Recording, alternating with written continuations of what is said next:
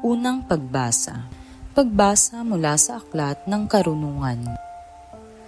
Ang mangyayari sa gabing yaon ay ipinagpauna mong sabihin sa aming mga ninuno upang magalak sila sa kaganapan ng iyong mga pangako sa kanila. Alam ng iyong bayan na ililigtas mo ang mga matutuwid at parurusahan ang kanilang mga kaaway. Ang paraang ginamit mo sa pagpaparusa sa aming mga kaaway ay siya mo ring ginamit na pantawag sa amin upang kami bahaginan mo ng iyong kaluwalhatian. Ang mga tapat na anak ng mabuting bayang ito'y lihim na naghahandog. Nagkaisa silang sumunod sa mga utos ng Diyos at magsama sa hirap at ginhawa. Noon pa'y inaawit na nila ang matatandang awit na ito ng papuri. Ang salita ng Diyos. Salamat sa Diyos. Salmong tugunan. Mapalad ang ibinukod na bansang hinirang ng Diyos. Lahat ng matuwid dapat na magsaya dahil sa ginawa ng Diyos sa kanila. Kayong masunuri magpuri sa Kanya. Mapalad ang bansang ang puon ang Diyos. Mapalad ang bayang Kanyang ibinukod. Mapalad ang ibinukod na bansang hinirang ng Diyos. Ang may takot sa Diyos at nagtitiwala sa Kanyang pag-ibig ay kinakalinga. Hindi babayaang sila ay mamatay, kahit magtataggutom, sila'y binubuhay. Mapalad ang ibinukod na bansang hinirang ng Diyos. Ang ating pag-asa ay nasa Panginoon. Siya ang sanggalang natin at katulong. Ipagkaloob mo na aming makamit, o poon ang iyong wagas na pag-ibig, yaman ang pag-asay, sa'yo'y nasasalig. Mapalad ang ibinukod na bansang hinirang ng Diyos. Ikalawang pagbasa. Pagbasa mula sa sulat sa mga Hebreo. Mga kapatid, tayo may pananalig kung nagtitiwala tayong mangyayari ang mga inaasahan natin at naniniwala sa mga bagay na di natin nakikita. At kinalugdan ng Diyos ang mga tao nung una dahil sa kanilang pananalig sa Kanya. Dahil sa pananalig sa Diyos, tumalima si Abraham nang siya'y papuntahin ng Diyos sa lupang ipinangako sa kanya. At humayo siya, bagamat hindi niya alam kung saan paroroon. Dahil din sa kanyang pananalig, siya'y nanirahan bilang dayuhan sa lupang ipinangako sa kanya ng Diyos. Tumira siya sa mga tolda kasama nina Isaac at Jacob na kapwa tumanggap ng gayon ding pangako mula sa Diyos.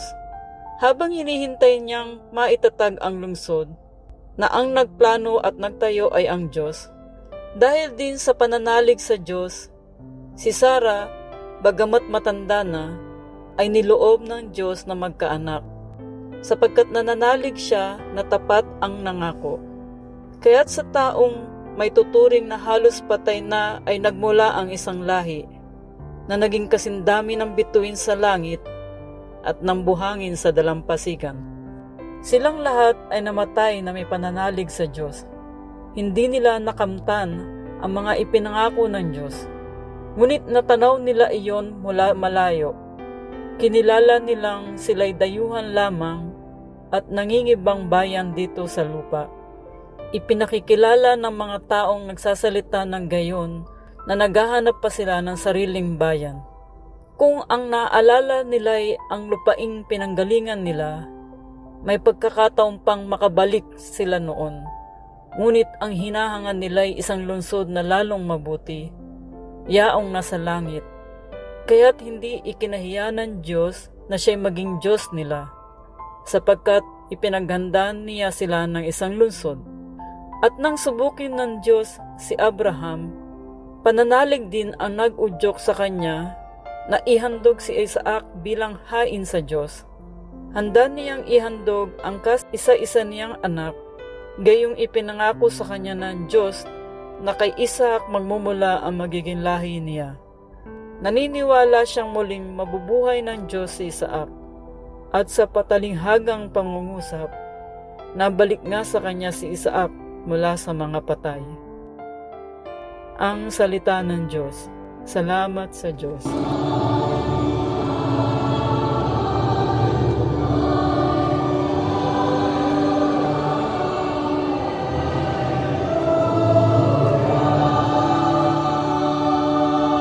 Ang mabuting balita ng Panginoon ayon kay San Lucas.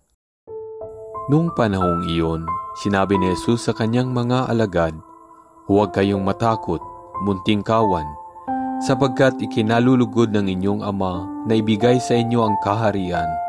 Ipagbili ninyo ang inyong ari-arian, at mamigay kayo sa mga dukha.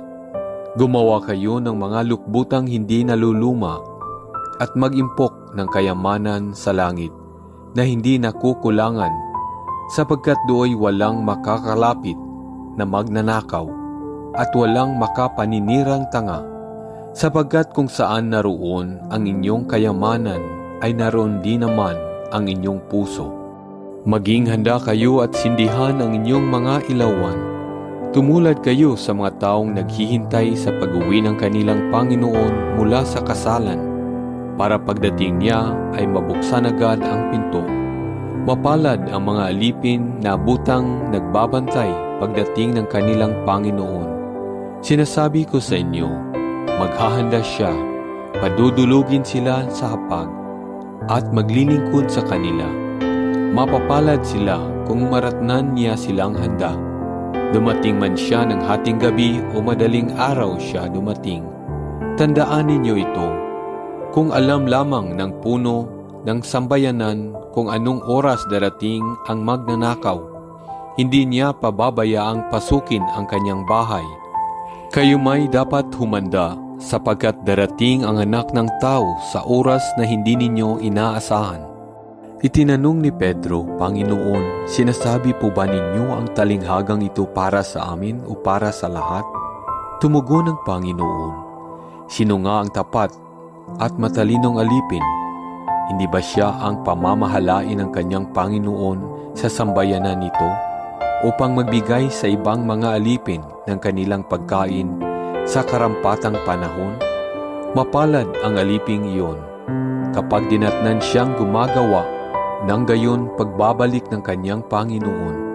Sinasabi ko sa inyo, pamamahalain siya ng kanyang Panginoon sa lahat ng ari-arian nito.